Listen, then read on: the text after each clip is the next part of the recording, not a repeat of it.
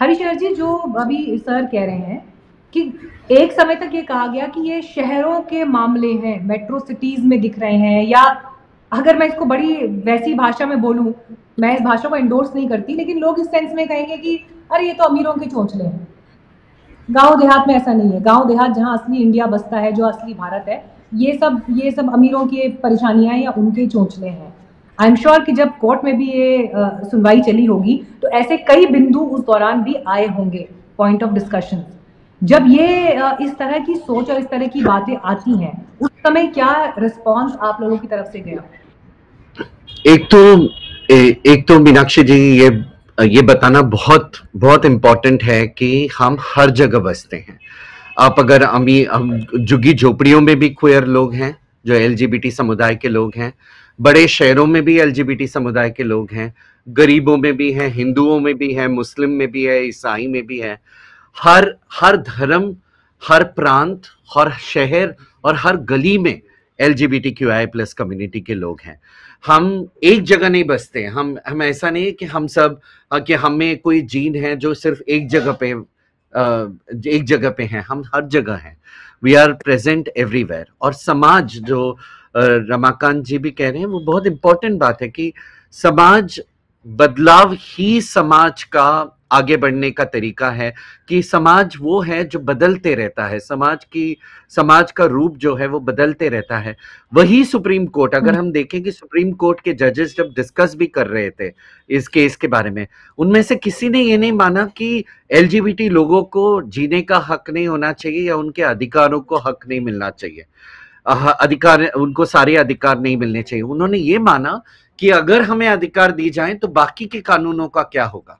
बाकी के कानून, जो सक्सेशन एक्ट जो उन्होंने उसके बारे में कहा, या फिर बाकी के कानून जो हम, या स्पेशल मैरिजेस एक्ट, ये जो धर्म के कानून हैं, जो पर्सनल लॉस हैं, हिंदू पर्सनल लॉ, मुस्लिम पर्सनल लॉ, तो ये सारे जो एक्ट्स हैं उनका उन पे क्या, उन सारे लॉस पे क्या असर पड़ेगा, उसके वजह से उन्होंने खारिज किया। अगर उसमें असर नहीं पड़ता शायद हमें पॉजिटिव वर्डिक्ट भी मिलता था, है ना। तो ये सोच रखना बहुत इंपॉर्टेंट है। और समाज और हिंदुस्तान और हमारे हिंदुस्तान ऐसा समाज है जो हम लोगों को, हम यूनिटी इन डाइवर्सिटी की बात करते हैं। और डाइवर्सिटी तो सिर्फ हमारे भाषाओं में या शब्दों में या रिलीजन्स में नहीं है, धर्मों में नहीं है। डाइवर्सिटी हमारी जेंडर और हमारी सेक्सुअलिटी और हम जिस तरीके से जीते हैं उस पर भी डाइवर्सिटी है। तो यूनिटी और डाइवर्सिटी की जब हम बात करते हैं तो ये भी उसी का रूप है। मैं इसी पॉइंट को लेकर आचार्य जी आपके पास आ रही हूँ। आचार्य जी, देखिए, बड़ा क्लियर वो ये बात कह रहे हैं कि ये जितनी भी बातें हो रही ना, सुप्रीम कोर्ट ने ये नहीं कहा कि हम इनके अस्तित्व को ही नकार देते हैं या लीगल स्टेटस नहीं देंगे। उनका ये मानना था कि इस पर अगर कानून बनाए तो प्रॉपर तरीके से चर्चा के बाद संसद से बने कानून। और दूसरी बात ये कि कई और कानूनों में बदलाव करने पड़ेंगे, और वो शायद एक बहुत बेहतर स्थिति कोर्ट की नजर में नहीं थी, जिस वजह से फैसला हुआ। तो क्या आप मानते हैं कि कल को हम फिर उस मुहाने पर खड़े होंगे आचार्य जी, जहां पर डिसीजन लेना होगा, फैसला लेना होगा?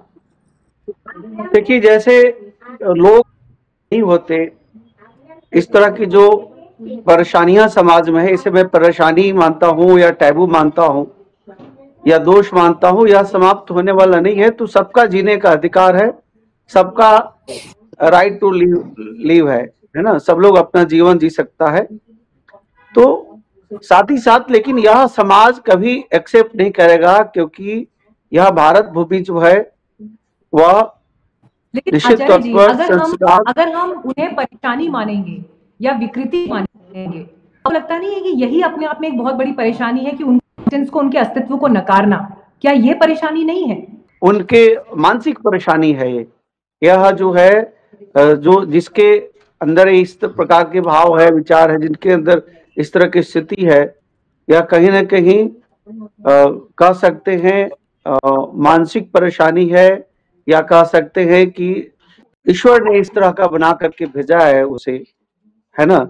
लेकिन यह भारतीय संस्कृति और संस्कार में एक्सेप्टेंस इसका नहीं है, और मुझे नहीं लगता कि कभी होगा।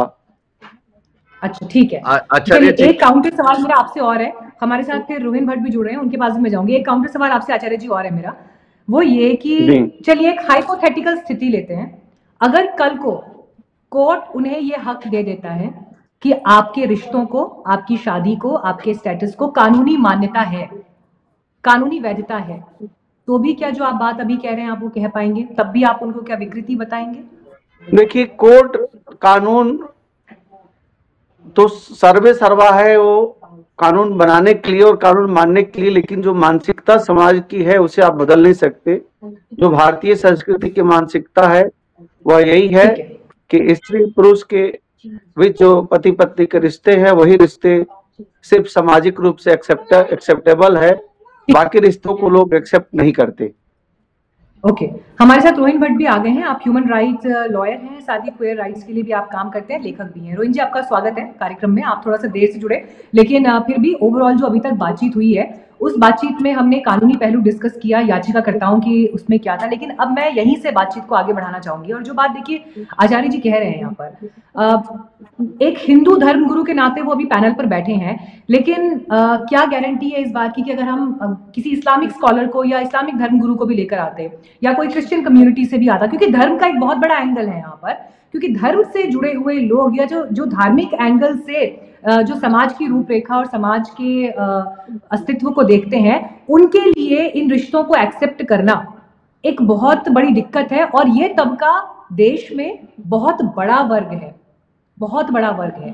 तो क्या आपको लगता है कि ये इतना बड़ा सामाजिक दबाव है जिसके आगे याचिकाकर्ताओं की आवाज, इंडिपेंडेंट आवाज, फ्री आवाज लोग सुन पाए, वो संभव नहीं हो पा रहा? देखिए, इसमें दो बातें हैं, एक है पॉपुलर मोरालिटी और सोशल मोरालिटी, और दूसरा है कॉन्स्टिट्यूशनल मोरालिटी। पॉपुलर मोरालिटी चाहे जो भी हो, ये देश के मूलभूत अधिकार, ये देश के फंडामेंटल राइट्स, कॉन्स्टिट्यूशनल मोरालिटी और कॉन्स्टिट्यूशनल फिलॉसफी डिसाइड करता है। जब हमने अपने आप को एज सिटीजन्स, जब संविधान दिया, तब हमने प्रियम्बल में बस एक क्लास ऑफ सिटीजन्स बनाया, we the people of India. ये ना ही हम हिंदू है, ना ही हम मुस्लिम है, ना ही हम क्रिश्चियंस है। संविधान हमें एक तबक्के से देखता है जो है भारत के लोग। इसमें चाहे कोई भी धर्मगुरु हो, चाहे कोई भी लोग हो, नास्तिक भी हो सकते हैं जो एक्सेप्ट नहीं करते, उनसे देश नहीं चलता है। देश चलता है संविधान से, देश चलता है संवैधानिक कॉन्स्टिट्यूशनल मोरालिटी से, और ये that is the law of the land laid down by the supreme court itself in Navtej Singh Johar, right? Having said that, the courts जो है वो जगह है जहां जो चीजें जिसको पॉपुलर मोरालिटी में एक्सेप्ट ना किया जाए उन्हें भी माना जाता है। जैसे मान लीजिए कि 2018 से पहले, नवतेज सिंह जोहर से पहले, it was a criminal act to be gay, for example, और to indulge in carnal intercourse against the order of the nature. तब कोर्ट ने कहा कि अगर सामाजिक मान्यता ना हो, फिर भी संविधान इन रिलेशनशिप्स को मान्यता देता है। The right to love was recognized as a fundamental right. शादी क्या है? It's that expression of that love that the court recognized, right? जो प्यार को कोर्ट ने पहचाना था आर्टिकल 21 में, आर्टिकल 19(1)A में, आर्टिकल 14 में और आर्टिकल 15 में, उसका एक्सप्रेशन है, उसकी अभिव्यक्ति है। और हम कोर्ट गए थे जब ये सुप्रियो चक्रवर्ती में, तब हम वही कोर्ट को कह रहे थे कि आपने मान लिया कि रिलेशनशिप्स है, ये रिलेशनशिप्स लीगल है, अब take it to its next logical step जो शादी है। अफसोस कोर्ट ने ये बात नहीं मानी। फिर हमने रिव्यू पिटीशन डाला, कोर्ट ने वो भी खारिज किया।